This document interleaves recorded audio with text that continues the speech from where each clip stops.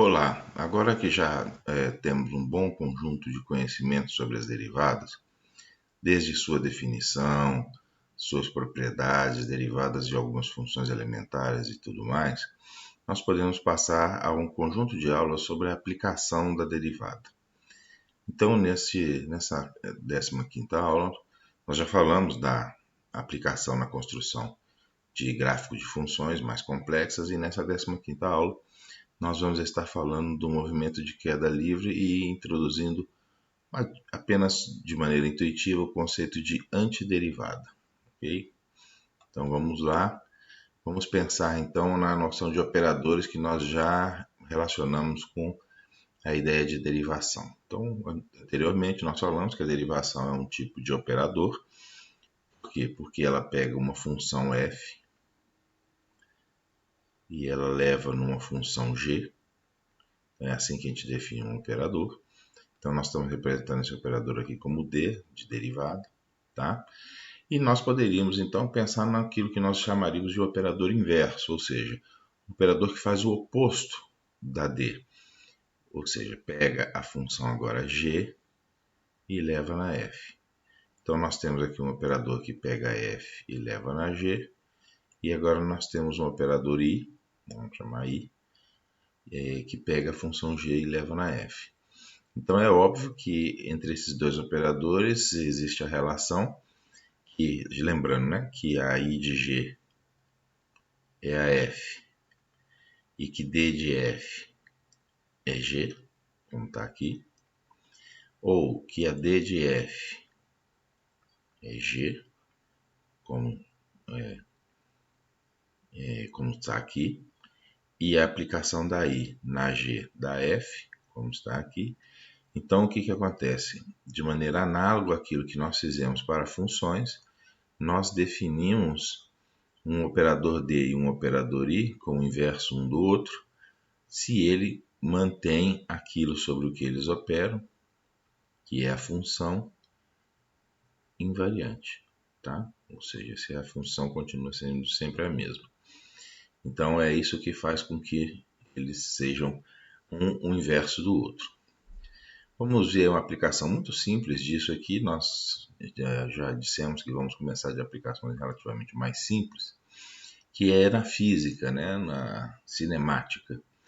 No caso da física, nós temos um movimento de queda livre, que é um movimento acelerado, né, de queda, então para baixo.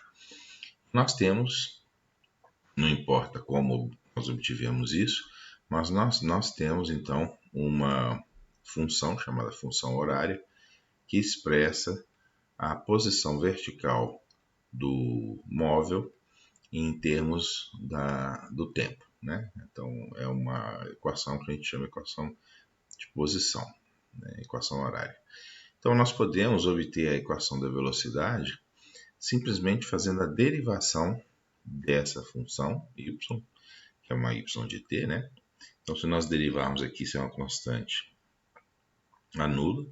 Esse que o v é uma constante, deriva o t, fica apenas v0, né? Que a derivada de t é 1.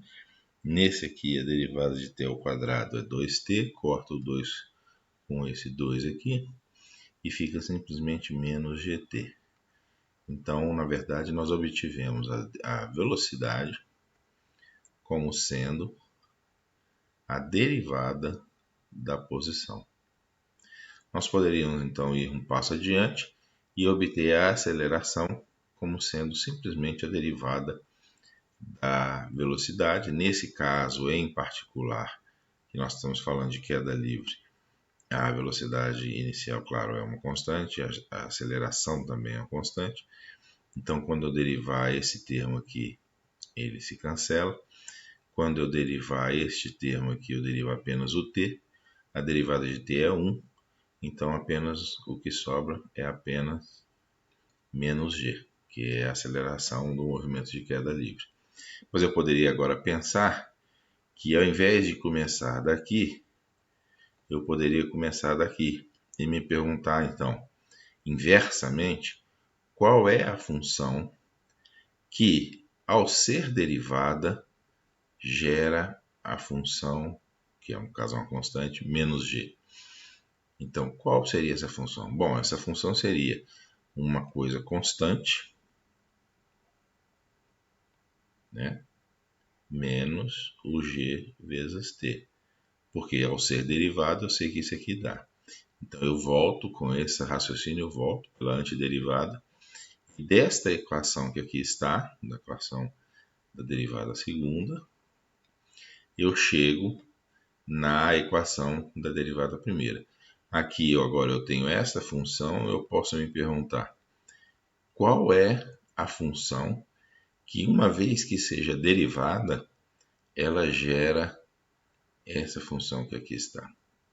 E aí eu digo, olha, se eu tiver uma constante mais v0t, porque eu sei que quando isso for derivado vai dar v0 e esse vai dar zero. E aí eu coloco aqui, eu poderia ter gt ao quadrado para dar o t linear. Mas aí vai cair um 2, então para garantir que o 2 se cancele, eu divido por 2. Então eu pego e eu acrescento esse caso e fico então com a equação horária como está.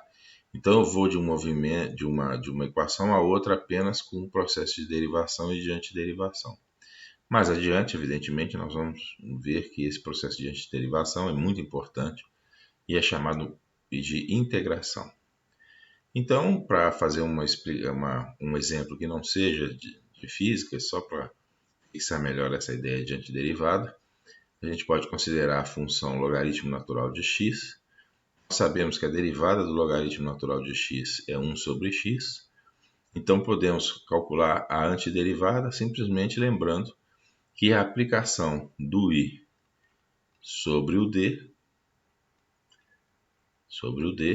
do logaritmo de x tem que ser o próprio logaritmo de x, né? Mas isso aqui é o i.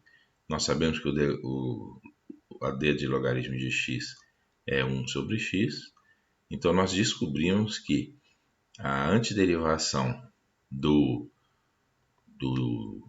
1 sobre x, né, que depois nós vamos chamar de integração, mas a antiderivação do 1 sobre x, ela é nada mais, nada menos do que o log de x. Então, pela noção de derivação, eu construo a noção de antiderivação. Ok? Isso vai ser discutido longamente em aulas que vão vir ainda adiante, mas aqui foi só para dar uma noção de como essas noções são importantes. Ok? Então é isso, obrigado por assistir.